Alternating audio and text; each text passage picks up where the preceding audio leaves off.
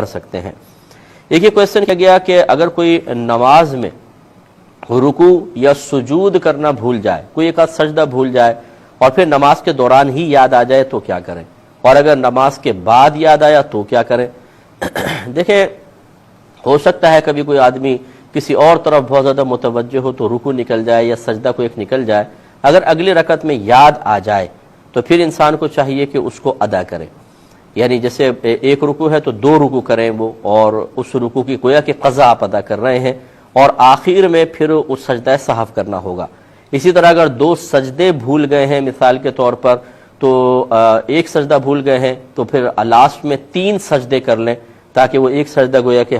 دوسری جگہ ادا کر لیا اور آخر میں سجدہ سہو کریں، کیونکہ جو فرض یا کوئی واجب ہو اور اس کو اس کے محل سے ہٹا کر ادا کیا جائے، جس جگہ اس کو ادا کرنا تھا، جس وقت ادا کرنا تھا، اس وقت سے ہٹا لیں، اس جگہ سے ہٹا لیں تو آخر میں سجدہ سہو لازم ہو جاتا ہے، لہذا سجدہ سہو کے ذریعے آپ کر سکتے ہیں۔ لیکن ایک جو دوسری صورت آپ نے بتائی کہ نماز سے فارغ ہو گئے پھر یاد آیا، ذہن میں آ رہا ہے کہ رکوع نہیں کیا تھا یا سجدہ نہیں کیا تھا،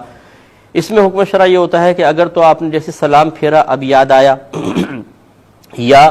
آپ نے سلام پھیر لیا ہے وہیں بیٹھ کے کوئی وظیفہ پڑھ رہے ہیں، آپ اٹھ کے چلے نہیں ہیں، کسی سے دنیاوی گفتگو نہیں کی ہے، کوئی چیز کھائی پی نہیں ہے، اگر اس دوران یاد آ گیا تو پھر آپ اسی پر اپنی پرانی نماز کی بنا کر سکتے ہیں، یعنی آپ کھڑے ہو جائیں، وہ رکوع یا سجدہ کریں، پھر اتحیات پڑھیں اور پھر 2 سجدہ سہو کریں، پھر اتحیات پڑھیں، درود شریف پڑھیں اور دعا پڑھ کے اپنے نماز کو کمپلیٹ کر لیں۔ لیکن اگر آپ نے سلام پھیر کر چل پڑے، آپ نے کسی سے گفتگو کر لی، کچھ کھا پی لیا، لیٹ گئے آرام سے، تو پھر یہ اب وہ سمجھ لیں پہلے والا سلسلہ منقطع ہو گیا، اب آپ کو نئے سرے سے وہ نماز پڑھنی چاہیے۔ تو اس لیے نماز کے بعد یہ غور و تفکر کرنا ہوگا کہ نماز کے منافی کوئی کام تو نہیں سرزد ہو گیا، اگر ہو گیا یہ منافی مینس خلاف، تو پھر آپ اس کو نئے سرے سے نماز پڑھیں گے، اور اگر نماز کے منافی یا خلاف کسی کام سے پہلے یاد آ گیا اگرچہ سلام پھیر لیا ہے تو آپ اس نماز کو کنٹینیو رکھ سکتے ہیں۔ ایک انہوں نے